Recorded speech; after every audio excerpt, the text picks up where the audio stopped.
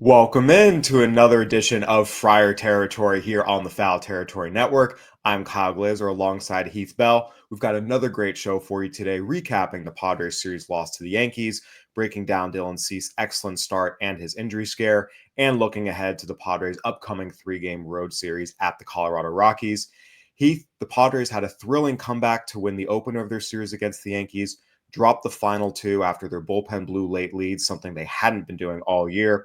What was your overall takeaway from this series against the Yankees? My takeaway was we need to just do a little bit better pitching wise and hitting wise in New York. I mean, I know everybody's going to say that the way the Padres are playing, and if we can beat the Dodgers, we have a chance of going to the World Series. Well, in the American League, it might be the Yankees again. They're probably the best team in the AL. So it's I kind of like this situation. So the Yankees think they can beat us, but yeah, it's just something. I mean, Jackson Merrill came back and he was getting hits. We didn't win the games that he came back, so that was a little bummer. But really, I just think we just walked too many guys in key situations, and that's why we lost. I mean, the extra inning game, it was laid out for us to win with our hitters coming in, and we just didn't get it done. So. And again, keep in mind, as you mentioned, the Yankees are the defending American League champions. Going into New York is always a tough task, even when the Yankees are down, which they're certainly not. And look, the Padres were competitive all three games. As we mentioned, that thrilling comeback in the opener where Mike Shildt and Fernando Tatis Jr. gets ejected, and that really energizes the entire club. I will say their final two games, the Padres were in position to win. Yes, the offense was certainly not piling up runs like maybe you would have liked, but anytime you hand the ball off to this bullpen with a lead late in the game, you feel really good about your chances. And I do just say, kind of tip your cap to the Yankees, putting up a 10 spot on the Padres bullpen in the second game of the series. And then last night, you mentioned it, the Padres had chances to get key hits in big situations. They couldn't quite get the job done. The Yankees did, down 3-1. Jason Adam on the mound, Trent Grisham, two-run homer. There were just a lot of moments where it comes down to execution. And again, when you have two really, really good teams playing tight, close ball games, it comes down to execution in big moments. And I do think you just give credit to the Yankees hitters. They came up and executed against some really, really, really good Padres arms that, frankly, no one else has been able to touch all season. Yeah, I don't give any credit to anything. It's inbred in me. I just don't do it. But I just say the pitchers failed. But it's okay. The Padres bullpen, hey, been stellar. If you have two little games like this, I'm not worried whatsoever. I mean, last night's game was better than what the heck happened with 10 runs in one inning. But Yes. going to Colorado, clean it up, and just the best thing about a reliever, it's hey, you're going to give them some runs. You're going to have a bad day. In 1 or 2 days, you're going to be back out there, and you're gonna forget about it. So let's go. I think they'll be fine. Absolutely. You know better than most that the best relievers have short memories. We know these are all really, really talented relievers, and having that short memory, turning the page, flushing it, moving on to Colorado, that's going to be key moving forward.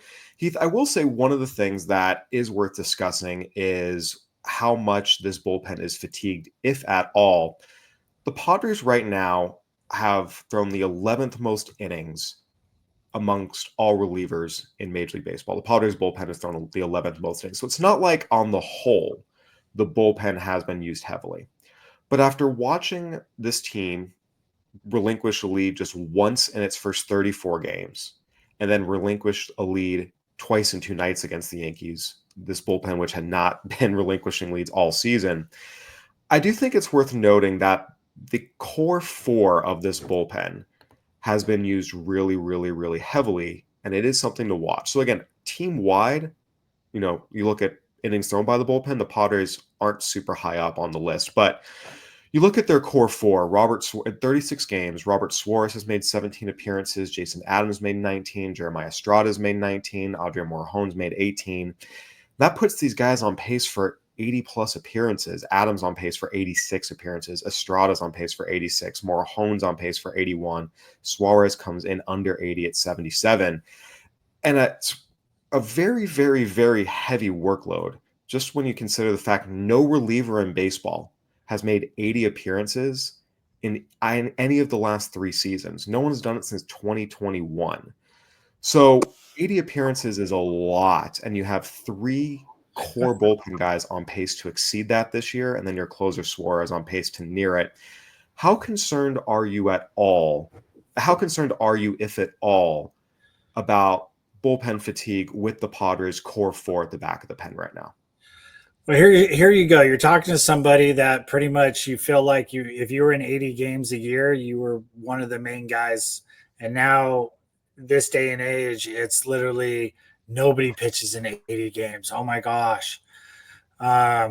So it's mind boggling to me. I just think baseball's kind of going back a little bit old school, as in, hey, we got to use our relievers, and we're not going to overuse them as in multiple innings, but we're going to bring them in for a batter or two here and get an out here and an inning here. And I really believe the more innings the relievers use, the more like every other day they pitch, they're actually better pitchers. And I just think the last couple of years it got into this. Really, I think the reason those numbers are down is because a lot of bullpen guys, I'm trying to say this the nicest way possible. The last 5 years, going filtered. The last 5 years, major league owners, what they've done is bullpens, they didn't give a shit. They get 1 or 2 guys. That's it. Then we'll just filter a bunch of minor league guys through there. And now the teams that with good bullpens, they have guys that stay there. And we have a bullpen that maybe 1 or 2 guys will kind of go up and down. And that's the way bullpens should be. Where now you have guys that they're going to be there all year, and you have the 4 or 5 guys in your bullpen, and they're going to pitch. And I feel like if you're not pitching in 70 to 80 games a year, that's pitching every other day roughly. Well, what are you doing? Are you only allowed to pitch 1 every 3 days, once every 4 days? Because I'm not going to say the guy that I didn't like a few years ago that was with us.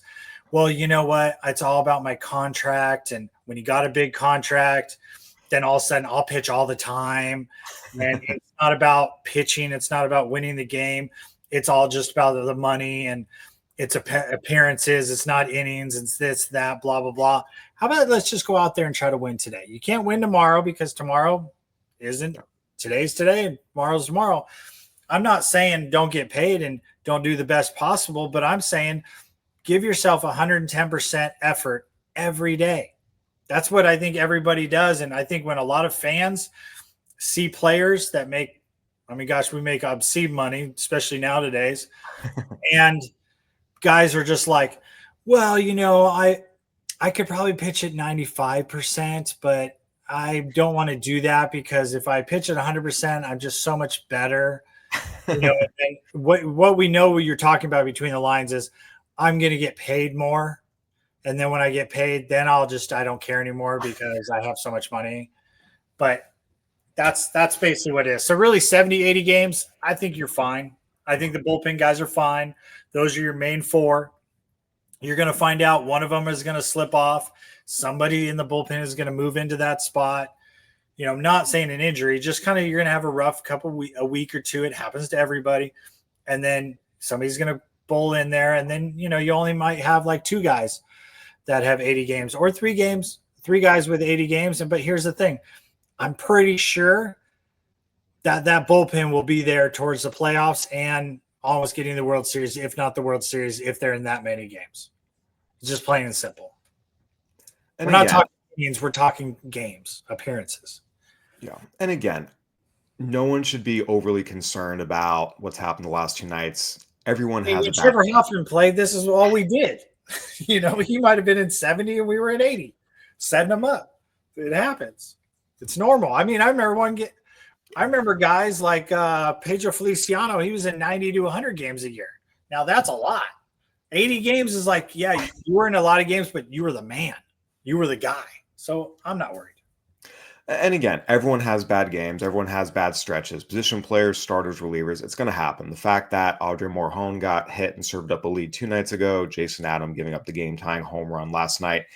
Again, no one should be concerned about these guys. These are great pitchers who, look. Yeah, last night is what it is, happens. Whatever. 2 nights ago, oh my gosh, what happened? Giving up 10 runs was not great, but I also think we know that Wandy Peralta is not going to be pitching in the A bullpen, and some of it was him letting it get away.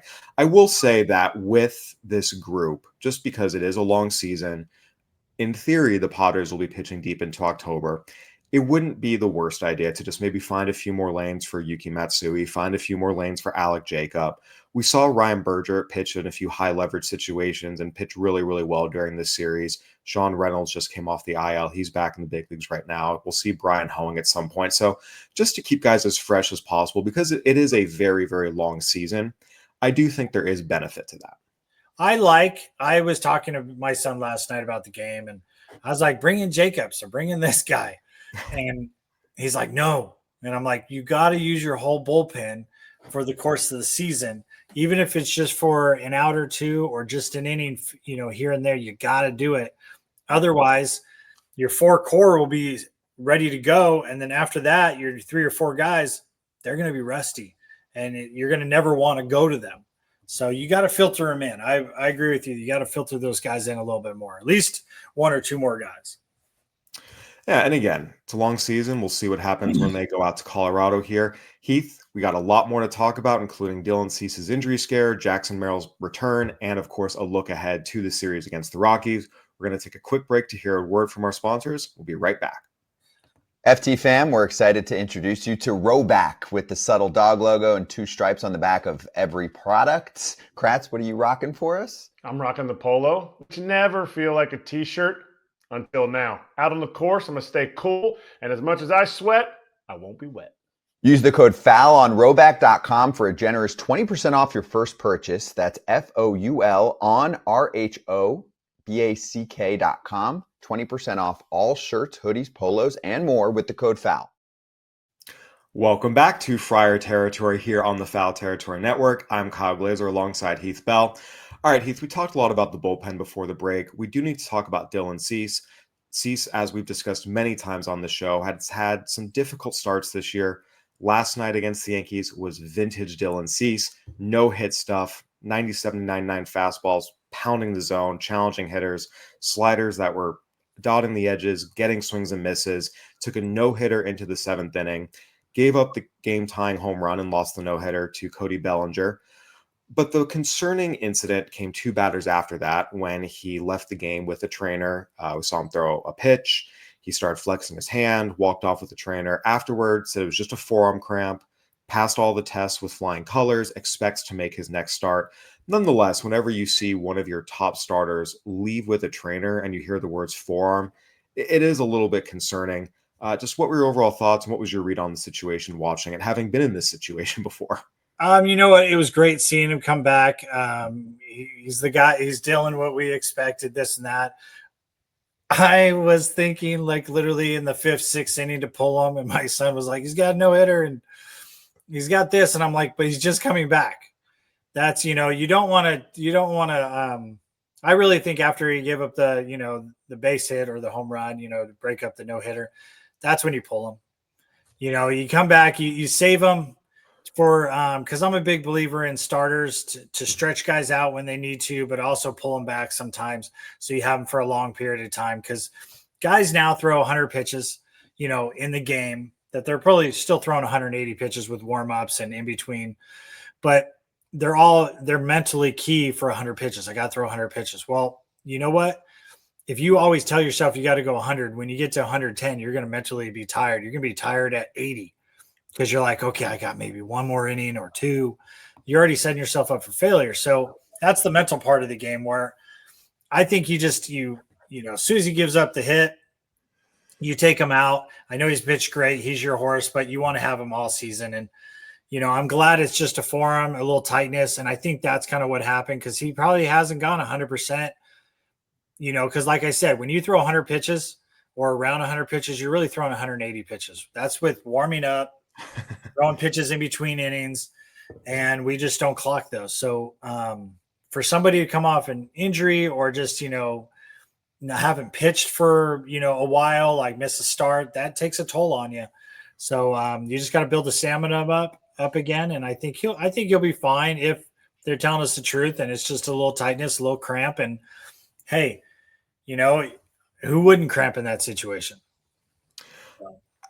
He was pitching great last night. I think, look, the Cody Bellinger home run, the previous pitch, he got Bellinger swinging through that 98 at the top of the zone. He went back to it again and give Bellinger credit, made the adjustment, quickened his bat a little bit, and was able to yank it for a home run. But Cease did come back and strike out the next hitter, Anthony Volpe, was working ahead 1-2 when he suffered that cramp. So I think he was still pitching strong, and I do think leaving him in was fine. I think it's just one of those things when you see one of your aces. I mean, look, when you see anyone walk off the mound with a trainer, especially after he'd been pitching so well, and you think, oh, okay, Dylan Cease has found it, he's back, and then you see that happen. It's concerning. It's something to watch moving forward, but I think all in all, you take last night as a huge win for Dylan Cease. Oh yeah, kind of a return to form all the way around. Again, I take it like 80 pitches or 89 pitches that he finished up with. So it's kind of like, what's the difference of 10 more pitches? You could easily say, well, 10 more pitches is just 10 more pitches. Well, sometimes, working out or you go a little bit too far, that's when, injuries happen or when fatigue happens. So, And anyway. again, he says, passed all the tests, expected to make his next start. Again, anytime you hear the words forearm, there's a little bit of pause, but hopefully it's just nothing and should be good to go. Heath, one other player that we saw have a big series against the Yankees was Jackson Merrill. He made his return from the injured list on Tuesday.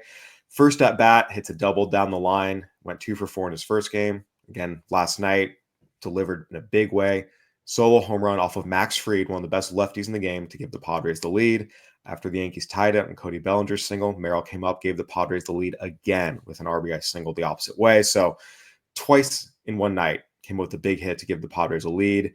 4 hits and 8 at-bats since coming back. Double, homer, 2 ribbies. I mean, this is an impact player back in the lineup. It's just good to see him back, but also back and making an instant impact. Well, here's the thing. The only reason the Yankees won last night is because they hit Jackson Merrill. That's the only reason. He came up with 2 guys on with, I think, 1 or 2 outs. It was just destined to be Jackson Merrill, what he did last year, and come up with a big hit and take the lead. And they drilled him. They tried to they threw a couple changeups, and then I think it was 1-1 or 2-1, and he threw a fastball inside him in the forearm. Yeah, talking about forearms again. But here's the thing. Jackson Merrill, and I said it early on, he's playing like an MVP candidate, and so is Tatis. And if we get Jackson back and he's playing like he keeps playing like he is, dude, we're going to have 2 MVP candidates and just going to make this team so much better. And it's really nice. I feel like he's become one of the core pieces to the puzzle. And it's nice to get that piece back. No question. Before he went down, I mentioned this a few times, he was swinging like a batting champion. Just the balance, the swing, the rhythm. Then you see him come back again. He's homering off lefties, using the whole field. We saw, double down the line. We saw him pull a home run. We saw him, single the opposite field. I mean, he is swinging the bat like a potential batting champion. So, again, I think he's the real deal for the simple fact he signed a contract saying, hey, that's a lot of money for me. Yeah. But it also leaves a lot of room for other people to come here and we can constantly win. So for him to be doing that, his hitting style is probably like, hey, I'm just going to put a good swing on the ball and try to hit the ball hard. And I'm not going to be this, even if he ends up hitting 30 home runs a year, I'm not going to be this home run guy. I'm not going to be this batting champ guy. I just want to be the best hitter I can every day. Just it kind of shows how good he is and how young he is. Yeah, he's an exceptional talent all the way around. Heath, moving forward, Padres now open up a 3-game road series against the Rockies. That will be followed by 3 games at home against the Angels.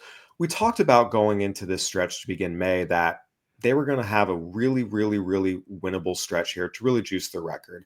12 games, 3 against the Pirates. You knew the Yankee series would be tough. 3 against the Rockies, 3 against the Angels. That's 3 last place teams they're going to be playing during that stretch. And we said from the outset, if they go 9-3, 8-4 during this stretch, that's a huge win. That's what they should do. So as much as the losses to the Yankees sting a little bit because you have a late lead, you blow it, you feel like you have the game in your grasp. At the end of the day, they're 4-2 on the road trip. They're still in position to have a really good trip as they turn the page and head out to Colorado. The Rockies are struggling. They are 6-29. It has been a horrendous season for the Rockies all the way around. What are you going to be watching for now as the Padres head out there to Coors Field to face them? If I could pitch for the Rockies right now, that's a chance. I think there's a chance I could this year. How bad they're doing. Just for the Rockies, it's just sad. It really is. It's like worse than the White Sox last year, and I just don't understand it. But hopefully they turn it around, in the next couple of years. But the Padres, just them to be consistent, for them to go out there, took good swings on it, and not play down to the Rockies level. Play Padre baseball. Go out there, just grind and try to win every inning, and just put good swings on it, and try not to do, well, it's Colorado, let's see how far I can hit it, or maybe I can hit some home runs. Just hit the ball hard. If it goes off the wall, it goes off the wall. If it goes over, it goes over. Just play good amount of fun of baseball. If the Padres kind of play down to the Rockies level, then I'll be a little worried, but they haven't done it yet. So, we'll just have to wait and see. I think too, you never want to take anything for granted going into Coors Field. You have lived it. Crazy things happen in that place. The Padres have benefited from that. They've also been victimized by that. So you still need to go and focus. Like you say, you don't want to play down to the Rockies level. Coors Field is where wild things happen. Heath, I do want to ask you, I went back and looked at this. You are one of the few pitchers who pitched their best at Coors Field. Of all the places you made at least 15 appearances, you have a 2.00 ERA at Coors Field, the lowest among all those places that you made at least 15 appearances. Gotta ask, what was your secret to success at Coors Field? What did you figure out that no one else has? Well, here's the thing. I found this out a couple years ago, and I was like, damn, why didn't the Rockies ever try to sign me? Because I probably would have gone there. So it's kind of hard to explain, but, in Colorado, I learned from Greg Maddux and Doug Brocail. They kind of said less is more. So, and I kind of took it as, okay, your fastballs are going to be fastballs. Okay, so you might have to throw a little bit more. So here's the thing. Colorado, you got to pitch differently than you're going to pitch everywhere else. Yep. Where you're going to throw more fastballs. And if you're going to throw a breaking ball, if you start at mid-thigh, it's going to break. If you start it at the belt, it's not going to break. It's not going to have that sharp. And we're only talking about 4 or 5 inches. Yep. So where I could start something maybe, belt high or even belly high in San Diego, but in Colorado, that's a home run all day, or it's just hanging. Yeah. So I took that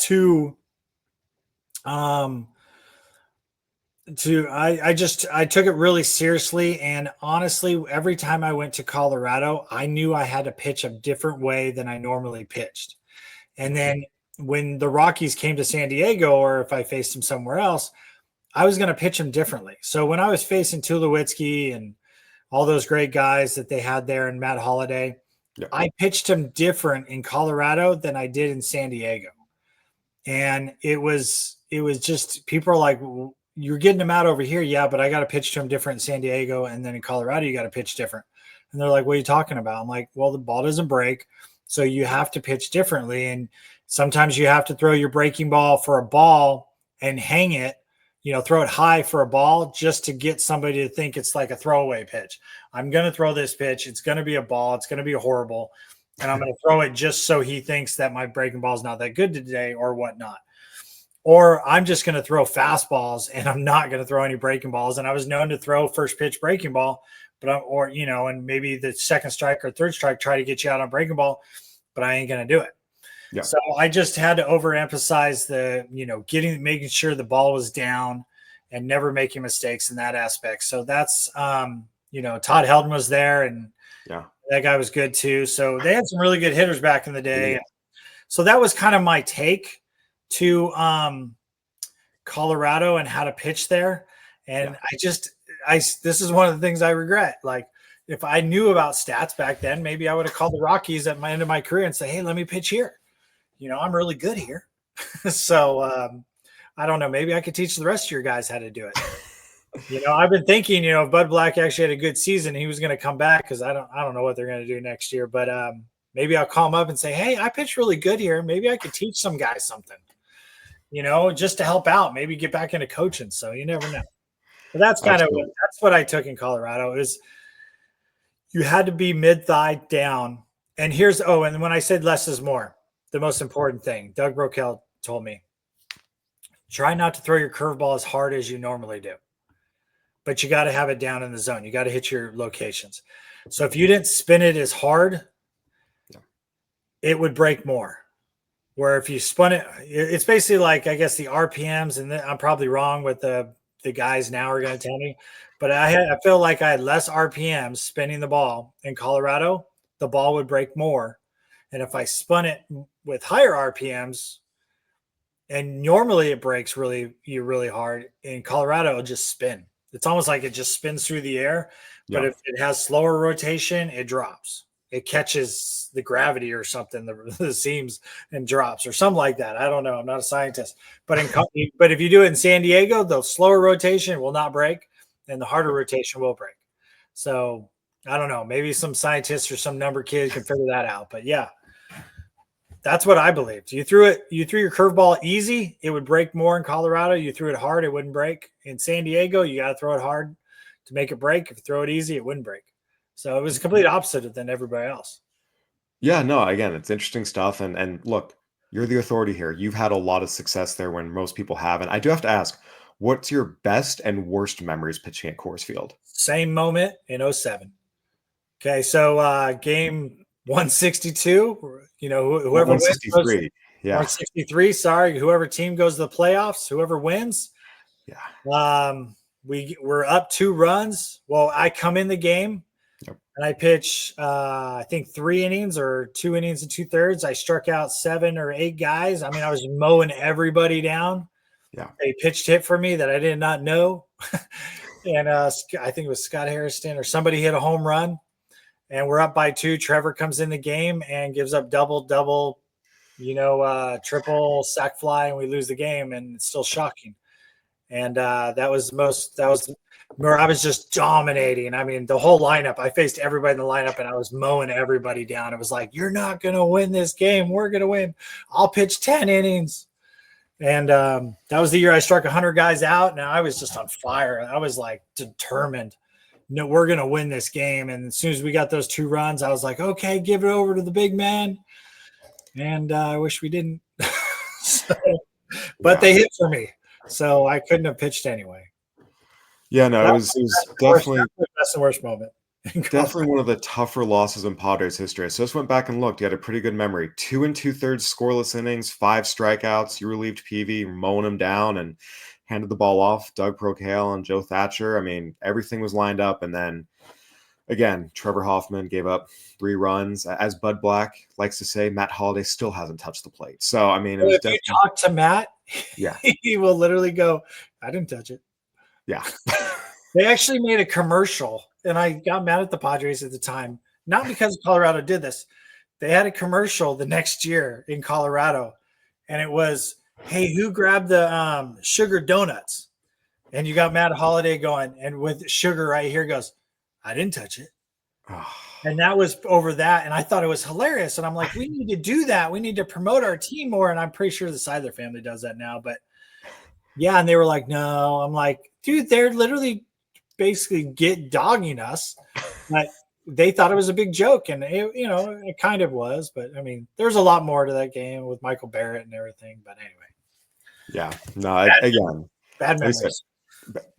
Best memory and worst memory all in one. All right, Heath. So I want to finish up on a fun note. Speaking of memories, I want to go back to the time that you and Adrian Gonzalez were selected to the All-Star game in St. Louis. And because of a number of travel factors, you two ended up having to drive to St. Louis from Indianapolis. And for those who don't know, Heath and Adrian are the 2 most polar opposite personalities you can imagine. Heath, you, of course, big, gregarious, loves to talk.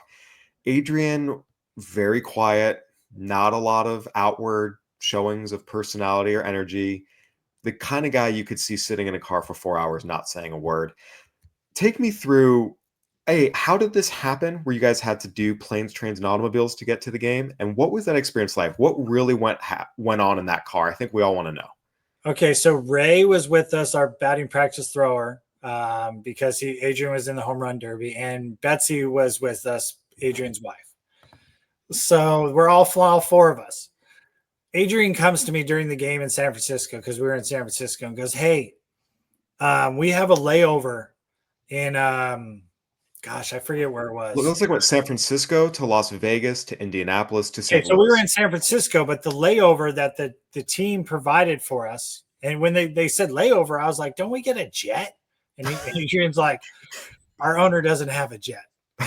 And I was kind of just joking with that because I don't care. Fly me there, drive me there. I don't care. First All-Star game ever. But we had a layover.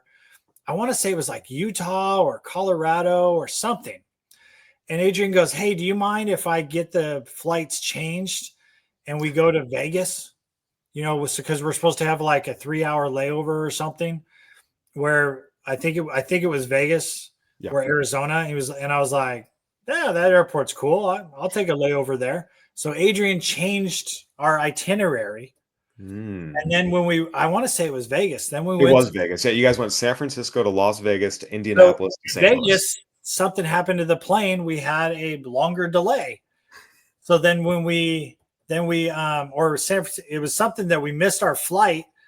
So the only flight they could give us was Indianapolis, and then Indianapolis to St. Louis. But we were going to miss like the beginning of batting. We were going to like land at batting practice from, Indianapolis to St. Louis.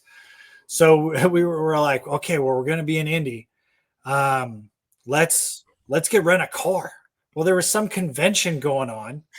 There was no cars. Betsy did her best. She's a great woman. Online, trying to find this and that. And I'm old school. Let me just go to the counter.